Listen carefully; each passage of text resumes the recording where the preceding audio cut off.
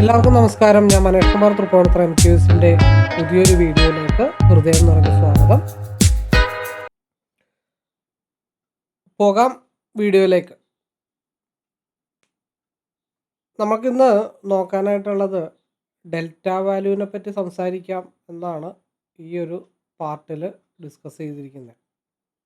അപ്പോൾ വീഡിയോ ആദ്യമായിട്ട് കാണുന്നവരുണ്ടെങ്കിൽ ചാനലൊന്ന് സബ്സ്ക്രൈബ് ചെയ്യുക, പബ്ലിക് ടെലഗ്രാം ചാനലിലേക്കൊന്ന് ജോയിൻ ചെയ്യാൻ ശ്രമിക്കുക, അതേപോലെ പ്രീവിയസ് ആയിട്ടുള്ള വീഡിയോസ് കാണാൻ ശ്രമിക്കുക.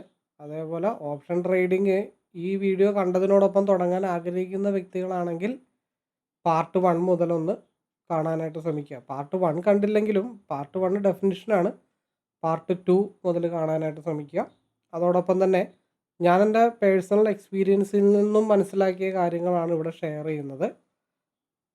അത് നിങ്ങൾ പ്രത്യേകം ഒന്ന് മൈൻഡിൽ വെക്കുക. അതിൻ്റെ ഒരു കാര്യം കൂടെ പറയണം അഡ്വാൻസ് ആയിട്ട്, എല്ലാ വീഡിയോയിലും അത് പറയണം, ഇല്ലെങ്കിൽ മിസ്അണ്ടർസ്റ്റാൻഡിങ് ഒക്കെ ഉണ്ടാവും. ഞാനൊരു കോഴ്സ് പഠിച്ചിട്ടുള്ള വ്യക്തിയല്ല. ഞാൻ 2023 മുതലാണ് ആക്റ്റീവായിട്ട് കാര്യങ്ങൾ മനസ്സിലാക്കി തുടങ്ങിയത്.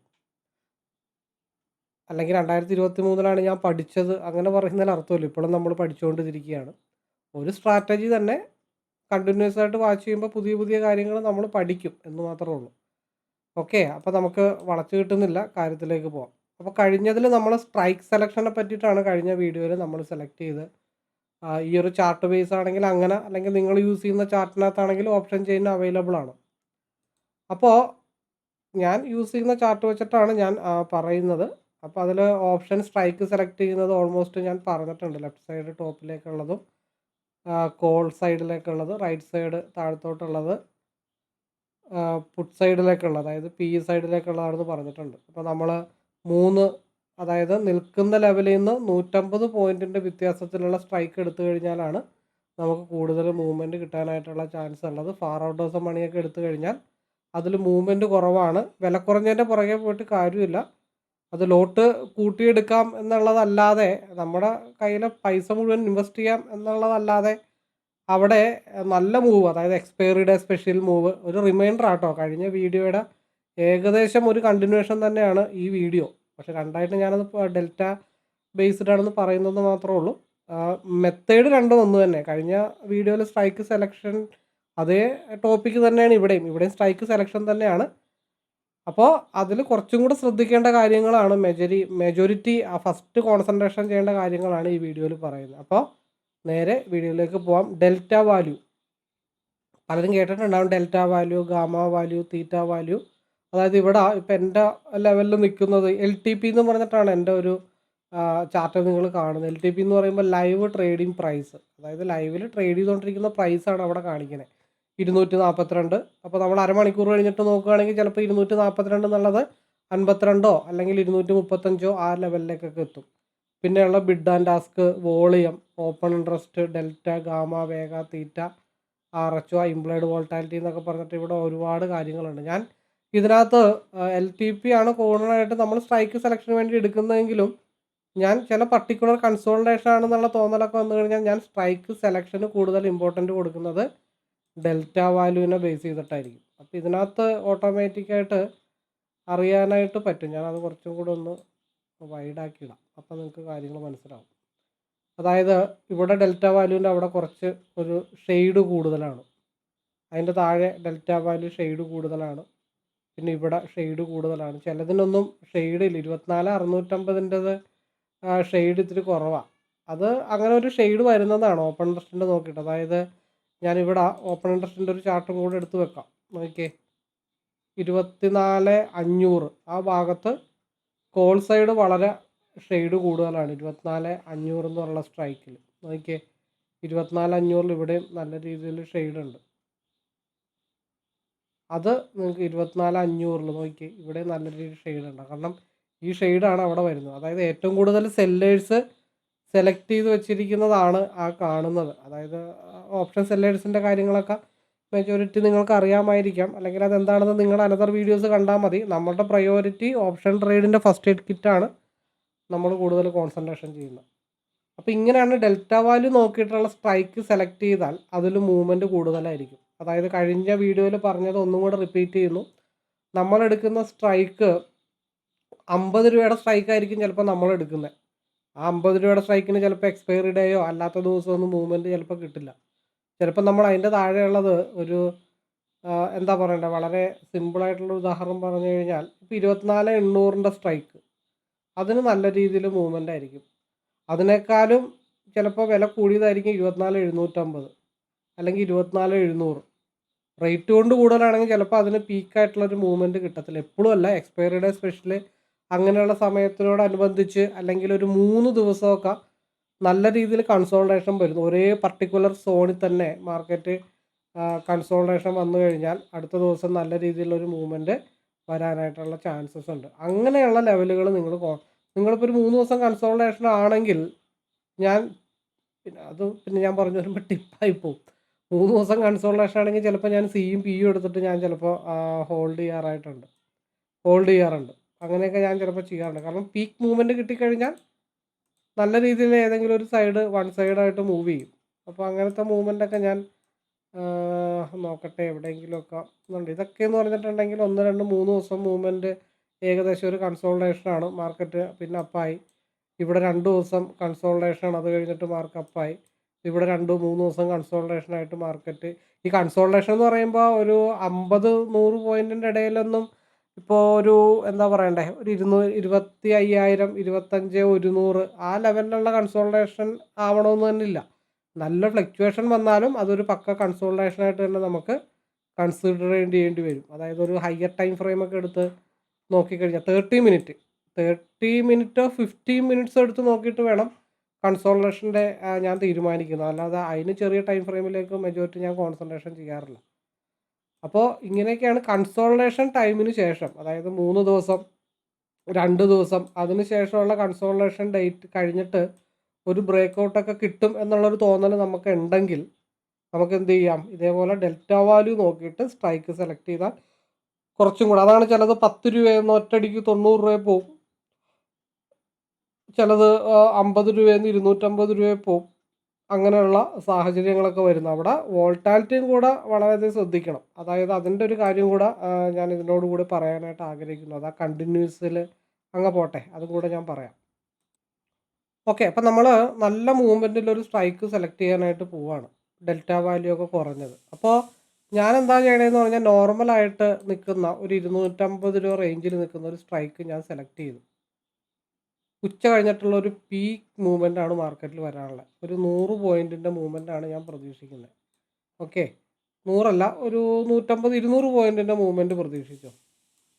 200 പോയിൻറ്റിൻ്റെ മൂവ്മെൻറ്റ്. അപ്പോൾ 250 എന്നുള്ളത് 250 എന്നുള്ളത് 200 പോയിൻറ്റ് മൂവ് ചെയ്യുമ്പോൾ 450 രൂപയാവും. അപ്പോൾ ഈ ഒരു സ്ട്രൈക്ക് എന്ന് പറയുമ്പോൾ കുറച്ചും കൂടെ എന്താ പറയണ്ടേ, ഒരു പക്വത വന്ന സ്ട്രൈക്ക് എന്ന് പറയും. അല്ലെങ്കിൽ കുറച്ചും കൂടെ എന്താ പറയണ്ടേ, ഇത്തിരി ഡിമാൻഡുള്ള സ്ട്രൈക്ക്. നമുക്കിപ്പോൾ ഈ പറഞ്ഞ പോലെ ഒരു ആഡിഡാസിൻ്റെ കമ്പനി അല്ലെങ്കിൽ ഒരു നൈക്കിൻ്റെ ഷൂ എന്ന് പറഞ്ഞാൽ നമുക്ക് ബ്രാൻഡഡും കിട്ടും ലോക്കലും കിട്ടും. അപ്പോൾ ഈ 250 രൂപയുടെ ഒരു സ്ട്രൈക്ക് എന്നൊക്കെ പറയുമ്പോഴത്തേക്കും ഒരു സ്റ്റാൻഡേർഡ് കീപ്പ് ചെയ്യുന്ന ഒരു സ്ട്രൈക്കൊക്കെ ആയിരിക്കും. ഡെൽറ്റ വാല്യൂ ഞാൻ നേരത്തെ പറഞ്ഞ പോലെ എന്താണ്,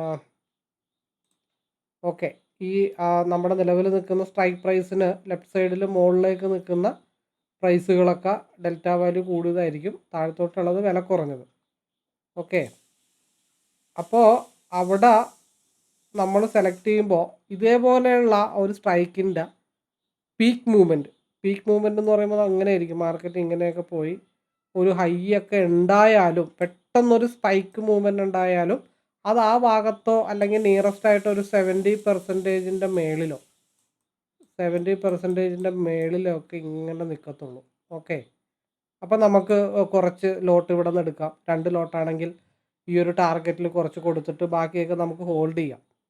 നേരെ മറിച്ച് നിങ്ങൾ വില കുറഞ്ഞ സ്ട്രൈക്കിൻ്റെ പുറകെ പോകുമ്പോൾ അവിടെ ഉണ്ടാകുന്ന ഫ്ലക്ച്വേഷൻ എന്താണെന്ന് പറഞ്ഞാൽ ഇത് ചിലപ്പോൾ നിങ്ങൾ ഒരു 30 രൂപയുടെ ആയിരിക്കും എടുക്കുന്നത്. അവിടെയും ചിലപ്പോൾ എന്തുണ്ടാവും, ഒരു 150 പോയിൻറ്റിൻ്റെ മൂവ്മെൻറ്റ് ഉണ്ടാവും. 150 പോയിൻ്റ് എന്ന് പറയുമ്പോഴത്തേക്കും 180 വരെയുള്ള ഒരു മൂവ്മെൻറ്റ് ഉണ്ടാവും. പക്ഷേ ഈ വില കുറഞ്ഞ സ്ട്രൈക്ക് മൂവ് ചെയ്യുമ്പോഴത്തേക്കും അത് ഒറ്റയടിക്ക് ഇങ്ങനെ നിൽക്കും.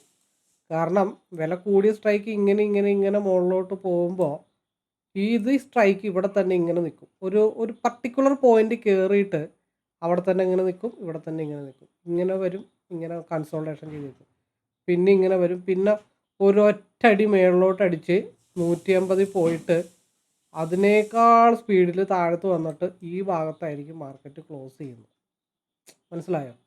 അപ്പോൾ വില കൂടിയ സ്ട്രൈക്ക് എടുക്കുമ്പോൾ അതിന് അതിൻ്റേതായിട്ടുള്ള ഒരു സ്റ്റാൻഡേർഡ് മൂവ്മെൻ്റ് ഉണ്ടാവും, ഒരു ജെനുവിനിറ്റി മൂവ്മെൻ്റ് ഉണ്ടാവും. നിങ്ങൾ വില കുറഞ്ഞ സ്ട്രൈക്ക് ഡെൽറ്റ വാല്യൂ കുറച്ച് നോക്കി എടുക്കുമ്പോൾ അതിനൊരു ഇങ്ങനെ ഇങ്ങനെ നിന്നിട്ട്, കാരണം ഇൻഡെക്സ് ചിലപ്പോൾ മൂവ് ചെയ്ത് പോകണ്ടാവും, സ്ട്രൈക്ക് മൂവ് ചെയ്യില്ല. അതും മേജറായിട്ടുള്ളൊരു ടാർഗറ്റ് ലെവൽ കണ്ടുപിടിച്ചിട്ട് അവിടെ തൃപ്തിയായിട്ടൊരു ട്രിഗർ പ്രൈസ് അടിച്ചിടണം. അല്ലാതെ മാർക്കറ്റിൻ്റെ മൂവ്മെൻറ്റ് നോക്കിയിട്ട് നമുക്കൊരു പർട്ടിക്കുലർ പ്ലേസിൽ ഇറങ്ങാം എന്നും പറഞ്ഞുകൊണ്ട് ഇവിടെ മുട്ടുമ്പോൾ നമ്മൾ മൊബൈലിൽ ഓപ്പൺ ചെയ്ത് ഫിംഗർ പ്രിൻ്റ് കൊടുത്ത് സ്കാൻ ചെയ്ത് ആപ്ലിക്കേഷൻ ഓപ്പൺ ചെയ്ത് ലോട്ട് സെലക്ട് ചെയ്ത് സെല്ല് സ്വൈപ്പ് കൊടുക്കുമ്പോഴത്തേക്കും മാർക്കറ്റ് ഏതാണ്ടൊക്കെ ഈ ഭാഗത്തായിരിക്കും നിൽക്കുന്നത്. ഓക്കെ, അപ്പോൾ അങ്ങനെയുള്ള പീക്ക് ടൈമിലെ മൂവ്മെൻറ്റിൽ സ്ട്രൈക്ക് ചെറുതെടുത്താലും നമുക്ക് സ്വസ്ഥമായിട്ട് ടെൻഷൻ ഇല്ലാതെ പോയി കിട്ടും, അരിമേടിക്കാനുള്ള ഫണ്ട് കിട്ടും. പക്ഷെ ഇവിടെ കൂടുതൽ ആൾക്കാർ ലോട്ട് എടുത്ത് ചെയ്യുന്ന വ്യക്തികളാണെങ്കിൽ അതൊരു പർട്ടിക്കുലർ പോയിന്റിൽ ട്രിഗർ അടിച്ചിട്ടേക്കണം. അതായത് ഒരു 10 ലോട്ടാണ് 30ൻ്റെ ഒരു 8 ലോട്ടാണ് എടുക്കണമെന്നുണ്ടെങ്കിൽ ഇതായിട്ട് ടാലിയായി 83 24 240 പോയിന്റ്. ഇവിടെ സിംഗിൾ ലോട്ടിൽ 250 പോയിന്റ്. അപ്പോൾ 8 ലോട്ട് എടുക്കുമ്പോൾ അതിലൊരു 5 ലോട്ട് നിങ്ങൾ വേണമെങ്കിൽ ഒരു 20 പോയിന്റിൽ ട്രിഗർ ഇട്ട് വെക്കണം. അല്ല, ഒരു 3 ലോട്ട് 20 പോയിന്റ് ട്രിഗർ ഇട്ട് വെക്കണം. മനസ്സിലായോ? പിന്നെന്താ, ഒരു 3 ലോട്ട് ചിലപ്പോൾ ഒരു 60 ട്രിഗർ ഇട്ട് വെക്കാം. അതിന് ടാർഗറ്റ് ലെവലൊക്കെ അറിഞ്ഞിരിക്കണം കേട്ടോ. അല്ലാതെ ഒന്നും അറിയാത്ത നേക്കഡ് ബൈ ഓപ്ഷൻ ബൈയും സെല്ലിൻ്റെ കാര്യമല്ല ഞാൻ പറയുന്നത്. പിന്നെ വേണമെങ്കിൽ ഒരു 2 എണ്ണം ഒരു 150 പോയിന്റിൽ ട്രിഗർ ഇട്ട് വെക്കാം. അതാകുമ്പോൾ ഒരു സ്പൈക്ക് അങ്ങ് അടിച്ചാൽ ഒന്നെങ്കിൽ ടോപ്പിലും കിട്ടും, ഇടയിലുള്ളതും കിട്ടും, അതിൻ്റെ ഇപ്പുറത്തുള്ളതും കിട്ടും. അതല്ല നമ്മുടെ കയ്യിലുള്ള മുഴുവനും എന്താ പറയണ്ടേ, മുഴുവൻ ഇൻവെസ്റ്റ് ചെയ്ത ഫണ്ടും കൂടെ ടോപ്പിലേക്ക് എടുത്തിട്ട് ആ ഒറ്റ രാത്രി കൊണ്ട് അംബാനി ആവാം എന്നുള്ള തോന്നലുണ്ടെങ്കിൽ അത് വെറുതെ വ്യാമോഹം മാത്രമാണ്. വല്ലപ്പോഴും ഒക്കെ കിട്ടുമായിരിക്കും, എപ്പോഴും കിട്ടില്ല. അപ്പോൾ ഡെൽറ്റ വാല്യൂ സെലക്ട് ചെയ്യുമ്പോൾ 2 സ്ട്രൈക്കുകൾ തമ്മിലുള്ള മൂവ്മെൻറ്റിൽ ഇങ്ങനെയുള്ള പ്രശ്നങ്ങൾ കാണും. ആഫ്റ്റർ മാർക്കറ്റ് നിങ്ങൾ മാർക്കറ്റിനെ നോക്കിക്കാണുമ്പോൾ എന്തായിരിക്കും, അയ്യോ ഞാനത് ഇവിടെ എടുത്തിരുന്നെങ്കിൽ അത് നേരെ 150 വരെ പോയിട്ടുണ്ടായിരുന്നു, അല്ലെങ്കിൽ 10 രൂപയുടേത് 250 വരെ പോയിട്ടുണ്ടായിരുന്നു. അപ്പോൾ എനിക്കത് എടുത്തിരുന്നെങ്കിൽ കണക്ക് കൂട്ടും, ഉടനെ ഇരുന്ന് കാൽക്കുലേറ്റർ എടുത്തിട്ട് മനക്കണക്ക് കൂട്ടുകയാണ്. 10 രൂപ 750 രൂപ 10 ലോട്ട് എടുത്തിരുന്നെങ്കിൽ 7500 രൂപ ആവുള്ളായിരുന്നു. അത് 150 പോയിന്റ് മൂവ് ചെയ്തിട്ട് എനിക്ക് 1,25,000 രൂപ പ്രോഫിറ്റ് കിട്ടുന്നുണ്ടായിരുന്നു. അതൊക്കെ ആഫ്റ്റർ മാർക്കറ്റിന് ശേഷം ചാർട്ട് കണ്ടിട്ട് നിങ്ങൾക്കത് മനസ്സിലാവും. പക്ഷേ ലൈവ് മാർക്കറ്റിൽ ആ 150 പോയിൻ്റൊക്കെ ഹോൾഡ് ചെയ്ത് ട്രിഗർ ഇട്ട് എടുക്കുക എന്ന് പറഞ്ഞാലൊന്നും അതൊന്നും പോസിബിലിറ്റി ആയിട്ടുള്ള കാര്യങ്ങളല്ല. ആഫ്റ്റർ മാർക്കറ്റ് ചിന്തിക്കുമ്പോൾ കാണുന്ന കാഴ്ചപ്പാട് വേറെ, ലൈവ് മാർക്കറ്റിൽ നമ്മൾ ഇരുന്ന് കഴിയുമ്പോൾ ഉള്ള കാഴ്ചപ്പാട് വേറെ. മാർക്കറ്റ് ഒരു 10,000 രൂപയ്ക്ക് മേളിലോട്ട്, അതായത് ഒരു സാധാരണ തൊഴിലാളി 10-20 വർഷമായിട്ട് ഒരു സ്ഥാപനത്തിൽ പോയി ജോലി ചെയ്തിട്ടും മാസം ഏൺ ചെയ്തുകൊണ്ടിരിക്കുന്ന സമ്പാദ്യം എന്ന് പറയുമ്പോഴത്തേക്കും ഒരു 5,000 അല്ല, ഒരു മാസം 25,000 30,000 ഒരു എന്താ പറയണ്ടേ, ഒരു 1,00,000 രൂപയൊക്കെ ഏൺ ചെയ്യുന്നവരുണ്ടാവാം. അവർ പെട്ടെന്നൊരു സുപ്രഭാതത്തിൽ ഒരു 10 ലോട്ടൊക്കെ എടുത്ത് ചെയ്യുമ്പോൾ കണ്ണടച്ച് തുറക്കുമ്പോൾ 50,000 രൂപ 25,000 രൂപ എന്നൊക്കെ പറഞ്ഞാൽ അതൊരു സാധാരണക്കാരൻ ഒരു വർഷം തൊഴിലെടുക്കുന്ന ആ ഒരു ശമ്പളം ഒരു അരമണിക്കൂർ കൊണ്ട് ആ സ്ക്രീനിൽ കാണുമ്പോഴത്തേക്കും നിങ്ങളുടെ തലേന്നൊക്കെ കിളി പറക്കും. ഇതൊക്കെ സത്യമാണോ? ഇതൊക്കെ കിട്ടുന്നതാണോ? ഇത്ര എമൗണ്ടൊക്കെ കാണുമ്പോൾ നമുക്കെന്താ പറയണ്ടത്, ലക്ഷങ്ങൾ ഉള്ള ഒരു സൂട്ട് കേസ് വഴി കിടന്ന് നിങ്ങളുടെ കയ്യിൽ കിട്ടി. നിങ്ങൾ വീട്ടിൽ കൊണ്ടുവന്ന് സൂട്ട് കേസ് ഓപ്പൺ ചെയ്ത് നോക്കുമ്പോഴത്തേക്കും, അല്ലെങ്കിൽ ഒരു ബാഗ് ഓപ്പൺ ചെയ്ത് കഴിയുമ്പോഴത്തേക്കും അത്രയും പൈസ കാണുമ്പോഴത്തേക്കും നിങ്ങൾ സന്തോഷിക്കുകയല്ല ചെയ്യണം, നിങ്ങളുടെ ഉള്ളിൽ പടപടപ്പായിരിക്കും. കാരണം നമ്മുടെ കയ്യിൽ നമ്മൾ ശീലിച്ചതും കണ്ട് കഴിഞ്ഞു പോയതുമായിട്ടുള്ള കാര്യങ്ങൾ വെച്ചിട്ടുള്ള ആ ഒരു സാമ്പത്തിക സ്ഥിതി, അല്ലെങ്കിൽ ആ ഒരു സാമ്പത്തികമായിട്ടുള്ള ഒരു സർക്കിളുണ്ട്. അതിനപ്പുറത്തേക്കുള്ള പൈസ കാണുമ്പോഴത്തേക്കും സ്വാഭാവികമായിട്ടും നിങ്ങളുടെ മനസ്സിൽ ടെൻഷനും കാര്യങ്ങളൊക്കെ വരും. അതുകൊണ്ടാണ് ലോസ് നിങ്ങൾ ഹോൾഡ് ചെയ്യുന്നതും പ്രോഫിറ്റ് നിങ്ങൾക്ക് ഹോൾഡ് ചെയ്യാൻ പറ്റാതെ ഇടയ്ക്കിറങ്ങി പോകുന്നതിൻ്റെ റീസൺ എന്ന് വെച്ചിട്ടുണ്ടെങ്കിൽ, ഈ കൂടുതൽ പ്രോഫിറ്റ് കാണുമ്പോഴത്തേക്കും നിങ്ങളുടെ മാനസികമായിട്ട് നിങ്ങൾക്ക് ഭയങ്കര ബുദ്ധിമുട്ട് വരും. അപ്പോൾ അതിനെന്താണ് ശീലിക്കേണ്ടത്, എനിക്ക് ഇത് നല്ലൊരു ഓപ്പർച്യൂണിറ്റിയാണ്, ഇതിൽ 5,000 10,000 ഒക്കെ ഉണ്ടാക്കാൻ പറ്റുന്ന ലെവലിലേക്ക്, അത് കാണുമ്പോൾ കൂൾ മൈൻഡ് ഇരിക്കാൻ പറ്റുന്ന ലെവലിലേക്ക് നിങ്ങളുടെ മനസ്സിനെ പാകപ്പെടുത്തി എടുത്താൽ മാത്രമാണ് വലിയ പ്രോഫിറ്റൊക്കെ ഹോൾഡ് ചെയ്ത് എടുക്കാൻ പറ്റത്തുള്ളൂ. അല്ലെങ്കിൽ നിങ്ങളിപ്പോഴും നിങ്ങളുടെ പഞ്ചായത്തിൽ തന്നെ ഒതുങ്ങി കൂടുകയാണെന്നുണ്ടെങ്കിൽ നിങ്ങൾക്കൊരിക്കലും വലിയ വലിയ പ്രോഫിറ്റ് എടുക്കാൻ പറ്റില്ല. നമ്മൾ ഇന്ത്യ വിട്ട് പുറത്തേക്ക് പോകുന്ന രീതിയിൽ ചിന്തിച്ചു തുടങ്ങണം. മാത്രമാണ് വലിയ ബിസിനസ്സുകാരൊക്കെ പറഞ്ഞ് കേട്ടിട്ടില്ലേ? അല്ലെങ്കിൽ എന്താ പറയണത്, നമ്മളിപ്പോൾ IPL ലേലത്തിൽ പറയില്ലേ, അതിന് 18 കോടി കിട്ടി, ഇവന് 16 കോടി കിട്ടി, മറ്റവന് 24 കോടിക്ക് മേടിച്ചു. നമ്മൾ കേട്ടേക്കണത് 24,000 രൂപയും 2.5 ലക്ഷം രൂപയും മാക്സിമം പോയി 25 ലക്ഷം രൂപ അല്ലെങ്കിൽ 2.5 കോടിയൊക്കെയാണ് നമ്മൾ കേട്ടിരിക്കണേ ഇപ്പോൾ. അപ്പോൾ ആ ഒരു വലിയ വലിയ എമൗണ്ടിനെയൊക്കെ താങ്ങാനുള്ള ആ ഒരു മനസ്സിൻ്റെ ആ ഒരു എന്താ പറയട്ടെ, അതെങ്ങനെ പറഞ്ഞ് മനസ്സിലാക്കുമെന്ന് എനിക്കറിയില്ല. ആ പേടി നിങ്ങൾ മാറണമെന്നുണ്ടെങ്കിൽ നിങ്ങൾ എമൗണ്ടുകൾ അക്സെപ്റ്റ് ചെയ്ത് തുടങ്ങണം. അത് ഹോൾഡ് ചെയ്ത് നിങ്ങൾ എമൗണ്ടൊക്കെ കണ്ട് ശീലിക്കണം. അല്ലാന്നുണ്ടെങ്കിൽ നിങ്ങൾ എന്നും 500 രൂപ 600 രൂപ കാണുമ്പോൾ പേടിച്ചിട്ട് കയ്യും കാലും പറക്കും. അയ്യോ എൻ്റെ വെള്ളം കൂടെ പോവോ, ഇതിൽ കൂടുതൽ എമൗണ്ട് കിട്ടാനുള്ള യോഗ്യത എനിക്കുണ്ടോ? യോഗ്യതയുണ്ട്. നിങ്ങൾക്ക് ക്ഷമയുണ്ടെങ്കിൽ നിങ്ങൾക്ക് വലിയ വലിയ എമൗണ്ട് ഹോൾഡ് ചെയ്ത് എടുക്കാനുള്ള കാര്യങ്ങളും നമുക്കതനുസരിച്ചിട്ട് കിട്ടും. നമ്മുടെ മനസ്സിനെ അതനുസരിച്ചിട്ട് വലുതാക്കണം. നമ്മുടെ സബ്കോൺഷ്യസ് മൈൻഡിന് വലിയ വലിയ എമൗണ്ട് താങ്ങാനായിട്ടുള്ള ഒരു ലെവലിലേക്ക് നമ്മുടെ സബ്കോൺഷ്യസ് മൈൻഡിനെ കൊണ്ടുവന്നു കഴിഞ്ഞാൽ പിന്നെ നമുക്ക് ഈസി ആയിട്ട് ഹോൾഡ് ചെയ്തെടുക്കാൻ പറ്റും. സങ്കടങ്ങളും ദുഃഖങ്ങളും മാത്രം കണ്ടും കേട്ടും ശീലിച്ച ആളുകൾക്ക് ലോസ് ഹോൾഡ് ചെയ്യാനായിട്ടൊരു മടിയില്ല. കാരണം അതിനുള്ള മനസ്സ് ഓൾറെഡി നമുക്ക് ഉണ്ട് പണ്ട് തൊട്ടേ. സാധാരണ എല്ലാ തൊഴിലാളികൾക്കും എനിക്ക് ഉൾപ്പെടെ ഉണ്ട്. അതിൽ നിന്നും നമ്മൾ നന്നായിട്ട് ചിന്തിച്ചു തുടങ്ങണം. നമ്മൾ കോടികൾ ലക്ഷപ്രഭു അങ്ങനെയുള്ള കാര്യങ്ങളൊന്നും അല്ല കേട്ടോ. നമ്മൾ പുറത്തുനിന്ന് മെനു കാർഡ് നോക്കാതെ ഭക്ഷണം കഴിക്കുന്നു. നമ്മുടെ ഏറ്റവും വലിയ പ്രശ്നമാണ്. ഞാൻ ഉൾപ്പെടെ ഹോട്ടലിൽ ചെന്നിട്ട് മെനു കാർഡ് നോക്കുമ്പോഴത്തേക്കും ആദ്യം റൈറ്റിൽ നിന്ന് ഇടത്തോട്ടാണ് നോക്കണേ. ആദ്യം പ്രൈസ് നോക്കിയിട്ടാണ് ഫുഡ് സെലക്ട് ചെയ്യണേ. പക്ഷെ ഇപ്പം നമുക്ക് ഫുഡ് നോക്കി ഇഷ്ടപ്പെട്ടിട്ടാണ് അത് കൊടുക്കാനുള്ള കേപ്പബിലിറ്റി ഉണ്ടാക്കണം. അപ്പോൾ ആ രീതിയിലേക്ക് മനസ്സ് വന്നു കഴിയുമ്പോൾ സ്വാഭാവികമായിട്ടും ഷുവറായിട്ടും നിങ്ങൾക്ക് വലിയ വലിയ പ്രോഫിറ്റുകളൊക്കെ ഏൺ ചെയ്യാനായിട്ട് സാധിക്കും. ഇൻ മൈ പേഴ്സണൽ എക്സ്പീരിയൻസിൽ നിന്ന് ഞാൻ പറഞ്ഞതാണ്. അപ്പോൾ ഞാൻ ഇപ്പം തന്നെ 17 മിനിറ്റായി. ഓക്കെ, ഞാൻ കത്തി വെക്കുന്നില്ല. ഇതൊക്കെ മെൻ്റലി പ്രിപ്പയർഡ് ആവാനുള്ള കാര്യങ്ങളാട്ടോ ഞാൻ കൂടുതലും എൻ്റെ സ്റ്റുഡൻസിനെ പഠിപ്പിക്കണേ. ടെക്നിക്കിലേക്ക് അത് കഴിഞ്ഞിട്ടുള്ള കാര്യങ്ങളേ ഉള്ളൂ. മെൻ്റലി ഫിറ്റ് ആവാനുള്ള കാര്യങ്ങളാണ് ലൈവിലാണെങ്കിലും കോഴ്സിലാണെങ്കിലും എന്നെ നേരിട്ട് വിളിക്കുന്നവരോടാണെങ്കിലും ഞാൻ സംസാരിക്കുന്നത്. ടെക്നിക്കലി 20%, 80% നമ്മുടെ മൈൻഡ് സെറ്റിനെ റിപ്പയർ ചെയ്ത് ട്യൂൺ ചെയ്ത് ഫൈൻ ട്യൂണാക്കി എടുക്കുക എന്നുള്ളതാണ്. അപ്പോൾ ഡെൽറ്റ വാല്യൂവിൽ പറഞ്ഞത് 24,700ൻ്റെ സ്ട്രൈക്ക് നിൽക്കുന്ന ഡെൽറ്റ വാല്യൂ 0.574 ആണ്. അതായത് 24,700ൻ്റെ സ്ട്രൈക്ക് ഞാൻ സെലക്ട് ചെയ്യുമ്പോൾ അതിൻ്റെ ഡെൽറ്റ വാല്യൂ കാണിക്കുന്നത് 0.574 ആണ്. അതായത് എന്താ, 24,700ൽ നിൽക്കുന്ന സ്ട്രൈക്ക് ഇൻഡെക്സ് 24,800 ഭാഗത്തേക്ക് പോകുമ്പോൾ, അപ്പോൾ ഞാനെടുത്ത സ്ട്രൈക്കിൻ്റെ ഡെൽറ്റ വാല്യൂ 0.5 ആണെന്ന് വിചാരിക്കുക. ഇൻഡെക്സിൽ ഞാൻ എടുത്തത് 24,700, 24,500, നിങ്ങൾ റൗണ്ട് ചെയ്ത് കൂട്ട്. എടുത്തിരിക്കുന്ന ഡെൽറ്റ വാല്യൂ 0.5. ഓക്കെ, ഞാനെടുത്ത സ്ട്രൈക്കിൻ്റെ ഡെൽറ്റ വാല്യൂ. അപ്പോൾ അങ്ങനെയുള്ള 0.5ന് മേലോട്ടുള്ള ഡെൽറ്റ വാല്യൂ ഉള്ള സ്ട്രൈക്കുകൾ എടുക്കാൻ ശ്രമിച്ചിട്ടേ നമുക്ക് ചെറിയ ചെറിയ എന്തെങ്കിലും ബെനിഫിറ്റ് കിട്ടത്തുള്ളൂ. 24,500 നേരെ 100 പോയിൻ്റ് മുകളിലോട്ട് പോയി, 100 പോയിൻ്റ് മേളിലോട്ട് പോയി. 24,600ൽ നിൽക്കുമ്പോൾ നമ്മുടെ സ്ട്രൈക്ക് 0.5 ഉള്ളത് എത്ര പോയിൻ്റ് കയറും? 50 പോയിൻ്റ് കയറും. ഓക്കെ, അടുത്തത് നമ്മുടെ സ്ട്രൈക്ക് 24,650. അതിൻ്റെ ഡെൽറ്റ വാല്യൂ എത്രയാ?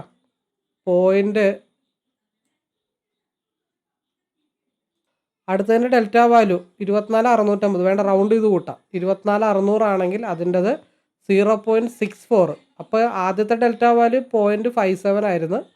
അത് 57 പോയിൻ്റ് മൂവ് ചെയ്യും. 100 പോയിൻ്റ്, അതായത് എല്ലാം 100 പോയിൻ്റ് കണക്കാക്കുക. 24,500 നിൽക്കുന്നത് വേണ്ട, ഇവിടുത്തെ അതേ റേറ്റ് തന്നെ എടുക്കാം, 24,700. സോറി, അതൊന്ന് ഞാനൊന്ന് റീറൈറ്റ് ചെയ്യാം കേട്ടോ. അപ്പോൾ 24,700ൽ നിൽക്കുന്ന നമ്മുടെ സ്ട്രൈക്ക് 100 പോയിൻ്റ് ഇൻഡെക്സ് മൂവ് ചെയ്യുമ്പോൾ ഈ സ്ട്രൈക്ക് 0.57 മൂവ് ചെയ്യും, അതായത് 57 പോയിൻ്റ് മൂവ് ചെയ്യും. അപ്രോക്സിമേറ്റ് കണക്കാണ് ഇത്. മുകളിലോട്ട് പോകുമ്പോൾ ഡെൽറ്റ വാല്യൂ കൂടുന്നതനുസരിച്ചിട്ട് ചെറിയ ചെറിയ വ്യത്യാസങ്ങളൊക്കെ എന്തായാലും ഉണ്ടാവും. അപ്പോൾ 24,700ൽ വെച്ചിട്ട് ഞാൻ 24,650ൻ്റെ സ്ട്രൈക്കാണ് എടുക്കണമെങ്കിലോ പോണ മൂവ്മെൻ്റൊക്കെ സെയിം തന്നെ കേട്ടോ. 100 പോയിൻ്റാണ്, 100 പോയിൻറ്റിൻ്റെ മൂവ് വെച്ചിട്ടാണ് ഞാൻ ഈ കാര്യങ്ങൾ പറയുന്നത്. അപ്പോൾ 24,700 എടുത്തപ്പോൾ വന്നപ്പോൾ ഞാൻ ആദ്യം എടുത്തത് 24,700 സ്ട്രൈക്കാണ്. അത് 0.57 മൂവ് ചെയ്തിട്ടുണ്ട്. 57 പോയിന്റ് മൂവ് ചെയ്തിട്ടുണ്ട്. ഞാൻ എടുത്തത് 24,650 സ്ട്രൈക്ക് ആണെങ്കിൽ 61 പോയിന്റ് മൂവ് ചെയ്തിട്ടുണ്ട്. ഞാൻ എടുത്തത് 24,600 സ്ട്രൈക്ക് ആണെങ്കിൽ 64 പോയിന്റ് മൂവ് ചെയ്തിട്ടുണ്ട്. ഞാൻ എടുത്തത് 24,450 ആണെങ്കിലോ അത് 75 പോയിന്റ് മൂവ് ചെയ്തിട്ടുണ്ട്. ഞാൻ എടുത്തത് 24,250 ആണെങ്കിലോ അത് 86 പോയിന്റ് മൂവ് ചെയ്തിട്ടുണ്ട്. അപ്പോൾ 86 പോയിന്റ് മൂവ് ചെയ്യുമ്പോൾ അതിൻ്റെ വിലയും വ്യത്യാസം വരും കേട്ടോ. 24,600, 400, 24,300 ആ റേഞ്ചൊക്കെ എടുക്കുമ്പോൾ ഒരു സ്ട്രൈക്കിന് തന്നെ 536 രൂപ. അതായത് 536 ഇൻറ്റു 75. അപ്പം എന്താണ് ഇവിടെ മനസ്സിലാക്കണം, ഇത്ര എമൗണ്ട് ഒന്നും എൻ്റെ അടുത്ത് ചെയ്യാനായിട്ടില്ല. എൻ്റെ കയ്യിൽ കൂടി വന്ന ഒരു 5,000 10,000 രൂപ വെച്ചിട്ടാണ് ഞാൻ ഈ ഓപ്ഷൻ ട്രേഡിങ് ചെയ്യാൻ തന്നെ മാർക്കറ്റിലേക്ക് വരുന്നത്. ഇന്നലെ ഞാനൊരു യൂട്യൂബ് വീഡിയോ കണ്ട് ഓപ്ഷൻ ട്രേഡിങ് ചെയ്ത് കഴിഞ്ഞിട്ടുണ്ടെങ്കിൽ രക്ഷപ്പെടാമെന്നുള്ളൊരു ട്രേഡ് കണ്ട്. അതിൻ്റെ താഴെ ഡിസ്ക്രിപ്ഷൻ ബോക്സിൽ ഞാനൊരു ലിങ്ക്, എൻ്റെ ഡിസ്ക്രിപ്ഷൻ ബോക്സിൽ ലിങ്ക് ഉണ്ട് കേട്ടോ, അക്കൗണ്ട് ഓപ്പണിങ്ങിനുള്ളത്. അപ്പോൾ ആ വീഡിയോ കണ്ട് അതിലെ കാര്യങ്ങളൊക്കെ കണ്ടപ്പോൾ അതിൻ്റെ താഴെ ലിങ്കും കണ്ട് ഞാൻ നേരെ ഡിമാറ്റ് അക്കൗണ്ട് എടുത്ത് രജിസ്റ്റർ ചെയ്ത് എന്തോ 24 മണിക്കൂർ വേണമെന്ന് പറഞ്ഞു. റെഡിയായി, കയ്യിൽ ഇരുന്ന് 5,000 രൂപ ഇട്ടു. പരിപാടി വളരെ സെറ്റാക്കി. ആ കൺസെപ്റ്റാണ് ഇപ്പോഴത്തെ ഓപ്ഷൻ ട്രേഡറെ സംബന്ധിച്ച്. അപ്പോൾ പറഞ്ഞു വരുന്നത്, പൈസ കുറവാകുമ്പോൾ എന്ത് ചെയ്യും, 25,300 സ്ട്രൈക്ക് എടുക്കാം. 44 രൂപയാണ്. അപ്പോൾ എന്താ വിഷയം, ഇവിടെയൊക്കെ ഡെൽറ്റ വാല്യൂ ഓക്കെ. ഇവിടെയൊക്കെ 100 പോയിന്റ് മൂവ് ചെയ്തപ്പോൾ 57 പോയിന്റ്, 61 പോയിന്റ്, 68, 79, 75, 78 മൂവ് ചെയ്തിട്ടുണ്ട്. ബട്ട് വില കുറഞ്ഞ സാധനത്തിലേക്ക് പോകുമ്പോഴത്തേക്കും ഇവിടെ 24,800 സ്ട്രൈക്ക് എടുത്തപ്പോൾ 49 പോയിന്റ് മൂവ് ചെയ്തിട്ടുള്ളൂ. മനസ്സിലായോ? അപ്പോൾ എന്ത് ചെയ്തത്, 25,000 സ്ട്രൈക്ക് എടുത്തപ്പോൾ 34 പോയിന്റ് മൂവ് ചെയ്തിട്ടുള്ളൂ. പിന്നെ താഴത്തോട്ട് പോവാം. 25,500 സ്ട്രൈക്ക് എടുത്തപ്പോൾ 0.89, 1 പോയിന്റ് പോലും ആയിട്ടില്ല. 25,450 മൂവ്മെൻറ്റ്, 25,450 സ്ട്രൈക്ക് എടുത്ത ഒരു ഗുണമുണ്ട്, 1 പോയിന്റ് കയറും. എങ്ങനെ, മാസീവായിട്ടുള്ള മൂവ്മെൻറ്റ് 100 പോയിന്റ് 1-2 ക്യാൻഡലിൽ വിത്തിൻ 15 മിനിറ്റ്സിനുള്ളിൽ മൂവ് ചെയ്താൽ മാത്രമേ ഈ ഭാഗത്ത് 1 പോയിന്റ് മൂവ് ചെയ്യത്തുള്ളൂ. അല്ലെങ്കിൽ എന്ത് പറ്റും, ബാക്കിയുള്ളതൊക്കെ 50ഉം 60ഉം 64 പോയിൻ്റൊക്കെ മൂവ് ചെയ്ത് സ്ട്രഗിൾ ചെയ്യുന്ന സമയത്ത് ഇവൻ എന്ത് ചെയ്യും, വില കുറഞ്ഞത് നേരെ താഴത്തോട്ടായിരിക്കും മൂവ് ചെയ്യണത്. അനങ്ങും, ഒരു പോയിൻ്റ് അനങ്ങും, ഇങ്ങനെ താഴത്തോട്ട് വരും. അതായത് ഇൻഡെക്സിൽ പറഞ്ഞുതരാം, വില കൂടിയ സ്ട്രൈക്ക് ഇൻഡെക്സ് മൂവ് ചെയ്യണനുസരിച്ചിട്ട് ഇങ്ങനെ ചെറിയ കൺസോളേഷൻ വന്നാലും ഇങ്ങനെയൊക്കെ മൂവ് ചെയ്തൊരു 10-35 പോയിന്റ് കിട്ടും. ഇൻഡെക്സ് സ്ട്രഗിൾ ചെയ്ത് മൂവ് ചെയ്ത് കഴിഞ്ഞാൽ നമ്മൾ ഈ വില കുറഞ്ഞതിൻ്റെ പുറകെ പോകുമ്പോൾ എന്ത് ചെയ്യും, അത് ഒന്ന് അനങ്ങി ഇത് ഇങ്ങനെ വരും ഓപ്പോസിറ്റ്. അതായത് ഇങ്ങനെ മൂവ് ചെയ്യുമ്പോൾ വില കുറഞ്ഞ സ്ട്രൈക്ക് എന്ത് ചെയ്യും, ഇങ്ങനെ ആയിരിക്കും മൂവ് ചെയ്യണത്. അത് പിന്നെയും താഴെ വന്നിട്ടൊന്ന് മൂവ് ചെയ്യും. ഇവനൊന്ന് എന്ത് ചെയ്യും, ഇവിടം വരെ വന്ന് കഷ്ടിച്ച് ബുദ്ധിമുട്ടിയിട്ടാണ് വന്നെ കേട്ടോ. എഴുന്നേക്കാൻ പോലും ജീവനില്ല സ്ട്രൈക്കിന്. നേരെ വന്നിട്ട് അത് പിന്നെയും താഴത്തോട്ട് പോയിട്ട് നമ്മുടെ മെൽറ്റിംഗ് ആയി പോകും. അങ്ങനെയാണ് മാർക്കറ്റിൽ മൂവ്മെൻറ്റുകൾ കൺസോൾട്ടേഷൻ ടൈമിൽ പണി കിട്ടുന്നതിൻ്റെ മെയിനായിട്ടുള്ള രീതികൾ. നമുക്കത് സ്ട്രൈക്കിലും കൂടെ ഒന്ന് നോക്കാം. ജസ്റ്റ് 30 മിനിറ്റിൻ്റെ ക്യാൻഡലിൽ ഈ കഴിഞ്ഞ ദിവസം ഉച്ച കഴിഞ്ഞിട്ട് ആദ്യത്തെ ഒരു 3 ക്യാൻഡിൽ, അതായത് 1.5 മണിക്കൂറിന് ശേഷം പക്ക കൺസോൾട്ടേഷൻ ആയിരുന്നല്ലോ. ആ കൺസോൾട്ടേഷൻ ടൈമിൽ ആകെ ഉണ്ടായിരുന്ന മൂവ്മെൻറ്റ് ഈ ഒരു സ്ട്രൈക്കിൽ, അതായത് ഈ ഒരു സ്ട്രൈക്കിൽ ഉണ്ടായേക്കണത് 270 നിന്ന് 1.5 മണിക്കൂറിന് ശേഷം, അതായത് 3 ക്യാൻഡലിന് ശേഷം ഉണ്ടായിരിക്കുന്ന ഒരു മൂവ്മെൻറ്റ്, 3 ക്യാൻഡലിന് ശേഷം മാർക്കറ്റിൽ ഒരു വന്നിരിക്കുന്ന മൂവ്മെൻറ്റിൻ്റെ ഈ ഒരു സ്ട്രൈക്കിൻ്റെ ഹൈ ലോ എന്ന് പറയണത് 200, ഏറ്റവും ലോ എന്ന് പറയണത് 266, ഏറ്റവും ലോ എന്ന് പറഞ്ഞത് 309. അതായത് അത്രയും കൺസോൾട്ടേഷൻ വന്നപ്പോൾ ഡെൽറ്റ വാല്യൂ കൂടുതലായിട്ടുള്ള സ്ട്രൈക്കിൽ, അതായത് നമ്മൾ എടുത്തു വച്ചിരിക്കുന്ന സ്ട്രൈക്ക് 24,650 24,650 സ്ട്രൈക്കിൽ തന്നെ 40 പോയിൻറ്റിൻ്റെ അടുത്ത് മൂവ്മെൻറ്റ് ഉണ്ടായിട്ടുള്ളൂ. നേരെ മറിച്ച് ഇത്രയും കൂടെ ഡെൽറ്റ വാല്യൂ കൂടുതലുള്ള സ്ട്രൈക്ക് ആണെങ്കിലോ അവിടെ എത്ര പോയിൻറ്റിൻ്റെ മൂവ്മെൻറ്റ് കിടന്നിട്ടുണ്ട്, 3 ക്യാൻഡിൽ കേട്ടോ. 3 ക്യാൻഡിൽ കഴിഞ്ഞിട്ടുള്ള ഹൈയും ലോവും ആണ് ഞാൻ നോക്കുന്നത്. 575, 617, കുറച്ചും കൂടെ നല്ല രീതിയിലുള്ള മൂവ്മെൻറ്റ് അവിടെ നടന്നിട്ടുണ്ട്. അപ്പോൾ നമ്മൾ ശരിക്കും എടുക്കേണ്ട ഡെൽറ്റ വാല്യൂ കൂടുതലുള്ള സ്ട്രൈക്ക് എടുത്തപ്പോൾ അത്ര കൺസോൾട്ടേഷൻ ആയിട്ട് പോലും 50ൻ്റെ മുകളിൽ മൂവിങ് നടന്നിട്ടുണ്ട്. ഇനി നേരെ ഇതേ താഴത്തോട്ട് പോവാം. അല്ലേ, ഇവിടെ 34 പോയിന്റ് മൂവ് ചെയ്യുന്ന സ്ട്രൈക്ക് 25,000ൻ്റെ സി റേറ്റ് കുറവാണ്. അതിൻ്റെ മൂവ്മെൻറ്റ് എന്തായി 3 ക്യാൻഡിൽ കഴിഞ്ഞപ്പോൾ 112 മുതൽ 136 വരെ 12, 22, 32, 24 പോയിന്റിൻ്റെ മൂവ്മെൻ്റ് ആയിട്ടുള്ളൂ.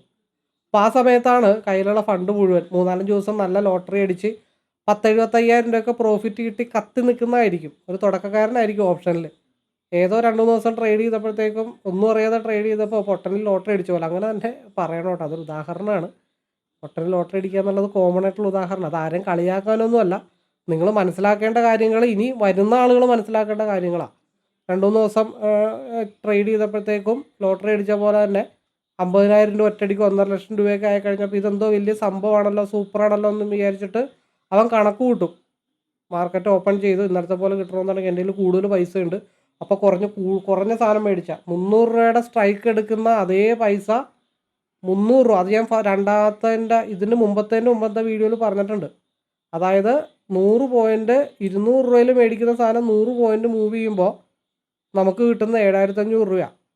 അപ്പോൾ 200 ക്വാണ്ടിറ്റി മേടിക്കാനുള്ളത് അത്രയും കുറച്ച് പൈസ വെച്ചിട്ട് 10 ലോട്ട് എടുത്തു കഴിഞ്ഞാൽ ആ 200 തൊട്ട് 300 വരെ മൂവ് ചെയ്ത സ്ട്രൈക്ക് ചിലപ്പോൾ 30 രൂപയുടെ സ്ട്രൈക്ക് ആയിരിക്കും എടുക്കണേ. അത് 10 ലോട്ടായിരിക്കും എടുക്കണേ. അപ്പോൾ 200ൻ്റെ സ്ട്രൈക്ക് എടുക്കുന്ന അതേ പൈസക്ക്, അതായത് 200ൻ്റെ സ്ട്രൈക്ക് 300-ലെത്തിയപ്പോൾ 100 പോയിന്റ് മൂവ് ചെയ്തു 7,500 രൂപ പ്രോഫിറ്റ് കിട്ടി. അപ്പോൾ 200 രൂപയിൽ എടുത്ത അതേ ഇൻവെസ്റ്റ്മെൻ്റ് ഉണ്ടെങ്കിൽ അതിൽ കുറച്ചും കൂടെ വില കുറഞ്ഞ സാധനം നമുക്ക് കൂടുതൽ ക്വാണ്ടിറ്റി എടുത്തിട്ട് ഇതേ 100 പോയിന്റ് അവിടെ കിട്ടുവാണെങ്കിൽ 7,500 എന്നുള്ളത് 75,000 വരെ ആവാനായിട്ടുള്ള ചാൻസ് ഉണ്ടല്ലോ എന്ന കണക്കുകൂട്ടലുകൾ വെച്ചുകൊണ്ട് എന്ത് ചെയ്യും, ഇവിടെ പോയിട്ട് 23, 25, 300ൻ്റെ സ്ട്രൈക്ക് എടുക്കും. അപ്പോൾ അവിടെ എത്ര പോയിന്റിൻ്റെ മൂവ്മെൻ്റ് കിട്ടിയേക്കണേ? 3 ക്യാൻഡിൽ കഴിഞ്ഞിട്ടുള്ള ഹൈയിൽ നോക്കിയേ 42 മുതൽ 55 വരെ. അത് 40 രൂപയുടെയാണ്. അപ്പോൾ വിചാരിക്കും 10 രൂപയുടെ സ്ട്രൈക്കൊക്കെ എടുത്താൽ കുറച്ചും കൂടെ ബെനിഫിറ്റ് അല്ലേ, 25-500ൻ്റെ സ്ട്രൈക്ക് പോയി എടുക്കാം. അപ്പോൾ എന്താ ഇവിടെ മൂവ്മെൻറ്റ് നടന്നേക്കണേ? 7 പോയിന്റിൻ്റെ മൂവ്മെൻറ്റ് നടന്നേക്കണേ. ഇനിയുണ്ട് ചില ആൾക്കാർ 2 രൂപയുടെ 3 രൂപയൊക്കെ എടുത്താൽ 150 രൂപയുള്ളൂ. 1,500 രൂപ ഒക്കെ ഉണ്ടെങ്കിൽ 10 ലോട്ട് എടുക്കാം. ഈ 200 എടുക്കുന്ന വില ഉണ്ടെങ്കിൽ 30-40 ലോട്ടോ എടുക്കാം. കയ്യിലെ ഫണ്ട് മുഴുവൻ ഇൻവെസ്റ്റ് ചെയ്ത് ഒറ്റ ദിവസം കൊണ്ട് എനിക്കൊരു ബൈക്ക് മേടിക്കാനുള്ള കാശായി എന്നും പറഞ്ഞുകൊണ്ട് 25-500ൻ്റെ സ്ട്രൈക്ക് എടുക്കും. 20 രൂപയുടെ സ്ട്രൈക്ക് 26 രൂപ വരെ പോയിട്ടുള്ളൂ. പിന്നെ മൈനസ് ഡെൽറ്റ വാല്യൂ ഉള്ളതൊക്കെ കിടപ്പുണ്ട് കേട്ടോ. ഇതൊക്കെ നിങ്ങൾ മനസ്സിലാക്കണം. എത്ര പോയിൻ്റാണ് പോയേക്കണേ? 17, 13 തൊട്ട് 4 പോയിന്റിൻ്റെ മൂവ്മെൻ്റ് ഉണ്ടായിട്ടുള്ളൂ. പിന്നെയും താഴത്തോട്ട് പോയി കഴിഞ്ഞാൽ ഡെൽറ്റ വാല്യൂ തീരെ കുറഞ്ഞൊക്കെ പോയി എടുത്തു കഴിഞ്ഞാൽ നോക്കിയേ, അപ്പോഴാണ് ഇതേപോലെ സംഭവിക്കണേ. 3 രൂപയുടെ സാധനം മൂന്നാമത്തെ ക്യാൻഡിൽ എടുത്തിട്ട് 4 രൂപയുടെ സാധനം 3.40 പിന്നെ താഴത്തോട്ട് പോയാൽ പിന്നെ 0യിലേക്കായിരിക്കും പോകണം കേട്ടോ. മൂന്നാമത്തെ ക്യാൻഡിൽ 19 രൂപയിൽ എടുത്തത് 14 രൂപ.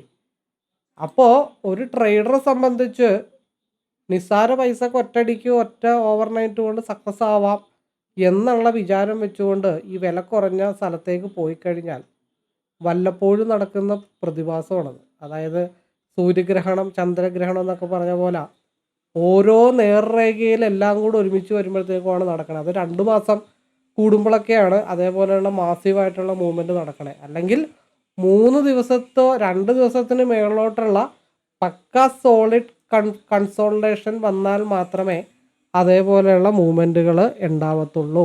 അപ്പോൾ ഇത് ഒരു അറിയിപ്പായിട്ടെങ്കിലും സ്വീകരിച്ച് നിങ്ങൾ ട്രേഡ് ചെയ്യുന്നവർ നന്നായിട്ട് പഠിച്ച് സ്ട്രക്ചർ മനസ്സിലാക്കി ഇതേപോലെ 2 ദിവസം കൺസോൾട്ടേഷൻ കഴിഞ്ഞപ്പോൾ 3-ാമത്തെ ദിവസം കൺസോൾട്ടേഷൻ കഴിഞ്ഞിട്ട് നല്ലൊരു ഡംപ് മാർക്കറ്റിൽ വന്നിട്ടുണ്ട്. ഇവിടെ 2 ദിവസം കൺസോൾട്ടേഷന് ശേഷം മാർക്കറ്റ് അടുത്ത ദിവസം ഓപ്പൺ ചെയ്ത് ആ ഒരു ഏരിയ ബ്രേക്ക് ചെയ്ത് സിംഗിൾ ക്യാൻഡിലിൻ്റെ മേളിലോട്ട് പോയിട്ടുണ്ട്. ഇവിടെ 2 ദിവസം ഇതൊക്കെ നമ്മൾ മാർക്ക് ചെയ്ത് വെച്ചതാണ്. 2 ദിവസം കൺസോൾട്ടേഷന് ശേഷം നല്ല രീതിയിൽ ഡംപായിട്ടുണ്ട്. 2 ദിവസം കൺസോൾട്ടേഷന് ശേഷം മാസീവായിട്ടുള്ള മൂവ്മെൻറ്റ് നടന്നിട്ടുണ്ട്.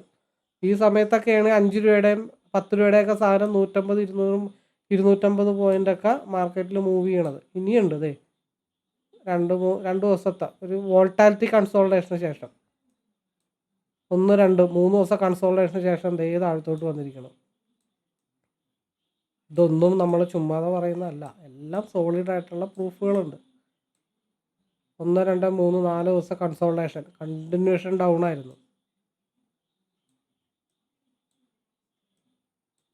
നമുക്ക് കാണാൻ പറ്റും കേട്ടോ, ഇഷ്ടംപോലെ എക്സാമ്പിൾസ് ഉണ്ട്. 1, 2, 3 ദിവസം കൺസോൾട്ടേഷൻ ഒന്ന് മേളിലോട്ട് പോയിട്ട് അതേപോലെ താഴത്തോട്ടും വന്നു. ഇതൊക്കെ ഒരു റേഞ്ച് കൺസോൾട്ടേഷനാണ് കേട്ടോ. ഉണ്ട്, അതിൻ്റെ അടുത്ത ദിവസം ഗ്യാപ് ഡൗൺ ഉണ്ടായിരിക്കണം. നല്ല പോയിന്റാണ് 3 ദിവസം കഴിഞ്ഞപ്പോൾ ഗ്യാപ് ഡൗൺ ഉണ്ടായത്. അപ്പോൾ ഇതൊക്കെയാണ് പറയാൻ ഉദ്ദേശിച്ചത്. നമ്മുടെ വിഷയത്തിൽ നിന്നും മാറി ഒരുപാട് കാര്യങ്ങളൊക്കെ പറഞ്ഞിട്ടുണ്ട്. പക്ഷെ ആ പറഞ്ഞ കാര്യങ്ങളും നിങ്ങൾക്ക് വളരെയധികം ഗുണം ചെയ്യുന്ന കാര്യങ്ങളാണ് കേട്ടോ, അല്ലാതെ ഇല്ലാത്ത കാര്യങ്ങളൊന്നും അല്ല ഞാൻ പറഞ്ഞത്. ഇങ്ങനെയുള്ള കാര്യങ്ങളൊന്നും ഞാനീ ഓപ്പണായിട്ട് പറഞ്ഞ കാര്യങ്ങളൊന്നും മെജോറിറ്റി അങ്ങനെയുള്ള ആൾക്കാരൊന്നും പച്ച മലയാളത്തിൽ പറഞ്ഞു തരത്തില്ല. അത് ഒരു സംശയമില്ലാത്ത കാര്യങ്ങളാണ്. അപ്പോൾ എൻ്റെ ഉദ്ദേശം എന്താണെന്ന് വെച്ചാൽ, നിങ്ങളെ ഒരു ഓപ്ഷൻ ട്രേഡർ ഒരു ബേസിക് നോളജ് ഇല്ലാതെ ഈ ഒരു ഫീൽഡിലേക്ക് വന്നു കഴിഞ്ഞാൽ ഞാൻ ഇതേപോലത്തെ ഇത്രയൊന്നും കോംപ്ലിക്കേറ്റഡ് ആയിട്ടുള്ള, ഞാൻ ഈ പറഞ്ഞ പോലെയുള്ള കോംപ്ലിക്കേറ്റഡ് ഇഷ്യൂസ് ഒന്നും ഞാൻ ഫേസ് ചെയ്തിട്ടില്ല. എൻ്റെ ഭാഗ്യത്തിന് ഞാൻ ട്രേഡിലേക്ക് വരുമ്പോൾ സെർച്ച് ചെയ്ത യൂട്യൂബ് വീഡിയോയിൽ അവിചാരിതമായിട്ടാണ് എനിക്ക് മൈൻഡ് മാനേജ്മെൻറ്റ്, ആ വീഡിയോ ഏതാണെന്ന് പോലും ഞാൻ ഓർക്കുന്നില്ല, ഒരു തമിഴ് വീഡിയോ എന്താണ്ട, മൈൻഡ് മാനേജ്മെൻറ്റ് ഡിസിപ്ലിൻ ഇല്ലാതെ ട്രേഡ് ചെയ്യാൻ ഉണ്ടാകുന്ന പ്രശ്നങ്ങളെ പറ്റിയിട്ടുള്ള ഒരു വീഡിയോ കാണാനായിട്ട് ഇടയായത്. അവിടെയാണ് എനിക്ക് മാറ്റം സംഭവിച്ചതും ഞാൻ മാറി ചിന്തിച്ചതും ഞാൻ ഫേസ് ചെയ്ത ഇഷ്യൂസ്. പിന്നെ എന്തുകൊണ്ട് ഇത്ര ഡീറ്റെയിൽ ആയിട്ട് പറയാൻ പറ്റുന്നു എന്ന് വെച്ച് കഴിഞ്ഞിട്ടുണ്ടെങ്കിൽ, കഴിഞ്ഞ 3.5 വർഷമായിട്ട് എന്നെ കോൺടാക്ട് ചെയ്ത ആളുകളൊക്കെ പഠിച്ചിരുന്നെങ്കിൽ സെറ്റായി പോയാൽ, എല്ലാവരും ഒന്നും പഠിക്കില്ലല്ലോ. അപ്പോൾ അത്ര ആളുകളുടെ ലൈഫ് എക്സ്പീരിയൻസ് എനിക്കുണ്ട്. ആ എക്സ്പീരിയൻസിൽ നിന്നും മനസ്സിലാക്കിയ കാര്യങ്ങളാണ്, എൻ്റെ മനസ്സിൽ തറഞ്ഞ കാര്യങ്ങളും മനസ്സിലാക്കിയ ഒരു സ്ക്രിപ്റ്റാണ് നിങ്ങളുടെ മുമ്പിലേക്ക് ഞാൻ ഈ കൊട്ടിക്കൊണ്ടിരിക്കുന്നത്. ഇതൊന്നുമല്ല. ഇനിയിപ്പോൾ ഇതേ വിഷയത്തെപ്പറ്റി ഇതേ വീഡിയോ, അതായത് ഈ ചെയ്ത വീഡിയോ ഇതേ കൺസെപ്റ്റോടുകൂടി നാളെ ഞാൻ ചെയ്തു കഴിഞ്ഞാൽ എൻ്റെ മനസ്സിൽ വരുന്നത് ചിലപ്പോൾ വേറെ കാര്യങ്ങളായിരിക്കും. ഈ പറഞ്ഞ കാര്യങ്ങളൊന്നും എനിക്കിനി റിപ്പീറ്റ് ചെയ്ത് പറയാൻ പറ്റത്തില്ല. ഈ പറഞ്ഞു പോയ വീഡിയോ ഇനി ഇതേപോലെ റിപ്പീറ്റ് ചെയ്യാൻ പറഞ്ഞ് എനിക്ക് പറ്റത്തില്ല. എൻ്റെ വേ ഓഫ് സ്റ്റൈൽ അതാണ്. എൻ്റെ മനസ്സിൽ തോന്നുന്നത് ഞാൻ പറയുന്നു എന്ന് മാത്രമേ ഉള്ളൂ. ഇപ്പോൾ ഡെൽറ്റ വാല്യൂ വളരെ കുറച്ചേ ഉള്ളൂ. പക്ഷേ ഡെൽറ്റ വാല്യൂ ആയിട്ട് റിലേറ്റഡ് ആയിട്ട് ഒരു ട്രേഡർക്ക് സംഭവിക്കാൻ സാധ്യതയുള്ള കാര്യങ്ങൾ വളരെ ഡീറ്റെയിൽ ആയിട്ട് ഞാൻ എക്സ്പ്ലെയിൻ ചെയ്ത് നിങ്ങളോട് പറഞ്ഞെന്ന് മാത്രമേ ഉള്ളൂ. അപ്പോൾ ഇന്നത്തെ ഈ വീഡിയോ നിങ്ങൾക്ക് ഇഷ്ടപ്പെട്ടെന്ന് വിചാരിക്കുന്നു. നിങ്ങൾ ദയവ് ചെയ്ത് ലൈക്ക് ചെയ്യുക, ഷെയർ കൂടെ ചെയ്യുക.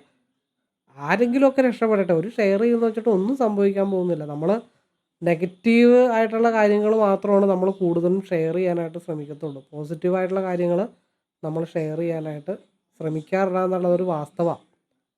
ഒരു പത്രം നിങ്ങൾ രാവിലെ എടുത്ത് നോക്കിക്കഴിഞ്ഞാൽ ആ പത്രത്തിൽ, അല്ലെങ്കിൽ ഒരു ഫേസ്ബുക്ക് നിങ്ങൾ സ്ക്രോൾ ചെയ്ത്, അല്ലെങ്കിൽ ഒരു യൂട്യൂബ് നിങ്ങൾ സ്ക്രോൾ ചെയ്ത് പോയി കഴിഞ്ഞാൽ നെഗറ്റീവായിട്ട് എന്ത് വാർത്തയാണുള്ളത് അതിലായിരിക്കും നിങ്ങളുടെ കണ്ണുടക്കണേ. ഒരു പത്രത്തിൻ്റെ ഫ്രണ്ട് പേജിൽ 100 നല്ല വാർത്തകളും 2 നെഗറ്റീവ് വാർത്തകളും ഉണ്ടെങ്കിൽ നിങ്ങൾ ആദ്യം വായിക്കുന്നത് നെഗറ്റീവ് വാർത്തയെ. അത് കഴിഞ്ഞിട്ടാണ് നിങ്ങൾ പോസിറ്റീവ് വാർത്ത വായിക്കത്തുള്ളൂ. ഒരു യൂട്യൂബിൽ സ്ക്രോൾ ചെയ്ത് പോകുമ്പോഴത്തേക്കും ആദ്യം കാണുന്ന തമ്പനയിൽ നെഗറ്റീവ് ആണെങ്കിൽ നിങ്ങളുടെ കൈ അവിടെ ഒന്ന് നിൽക്കും. എന്നിട്ടാണ് പോസിറ്റീവായിട്ടുള്ള ന്യൂസിൻ്റെ പുറകെ പോകത്തുള്ളൂ. ആ മൈൻഡ് സെറ്റ് ഒന്ന് മാറ്റിയെടുത്താൽ മതി. നമ്മൾ പോസിറ്റീവായിട്ട് ചിന്തിക്കുക. നമ്മൾ നെഗറ്റീവായിട്ട് ചിന്തിച്ചു കഴിഞ്ഞാൽ നമ്മൾ ചെയ്യുന്നതെല്ലാം നെഗറ്റീവായിരിക്കും. നമ്മൾ അപ്ലൈ ചെയ്യുന്നത് നെഗറ്റീവായിരിക്കും. നമ്മുടെ ക്യാരക്ടർ എന്താണോ അതാണ് ട്രേഡിലേക്ക് നമ്മൾ ഇംപ്ലിമെൻറ്റ് ചെയ്യാനായിട്ട് ശ്രമിക്കുന്നതും ചെയ്യുന്നതും. മോശപ്പെട്ട ഒരാൾ ഡിസിപ്ലിൻ ട്രേഡർ ആയിക്കഴിഞ്ഞാൽ അയാൾ ലൈഫിൽ ഒരു ഡിസിപ്ലിൻ പേഴ്സൺ ആവണമെന്നാണ് ഞാൻ പഠിച്ച കാര്യങ്ങൾ, ഞാൻ മനസ്സിലാക്കിയ കാര്യങ്ങൾ. അപ്പോൾ എല്ലാവർക്കും നല്ലൊരു ട്രേഡർ ആവാൻ സാധിക്കട്ടെ. നല്ല പ്രോഫിറ്റബിൾ ട്രേഡർ ആവാൻ ദൈവത്തിൻ്റെ അനുഗ്രഹം ഉണ്ടാവട്ടെ. ഈ വീഡിയോ കൊണ്ട് നിങ്ങൾക്ക് എന്തെങ്കിലും മാറ്റം ഒരാൾക്കെങ്കിലും ഉണ്ടാക്കാൻ സാധിച്ചു കഴിഞ്ഞാൽ ഞാൻ വിജയിച്ചു എന്നുള്ളത് മനസ്സിലാക്കിക്കൊണ്ട് ഇന്നത്തെ വീഡിയോ ഇവിടെ വൈൻഡപ്പ് ചെയ്യുന്നു. എല്ലാവർക്കും വിജയാശംസകൾ.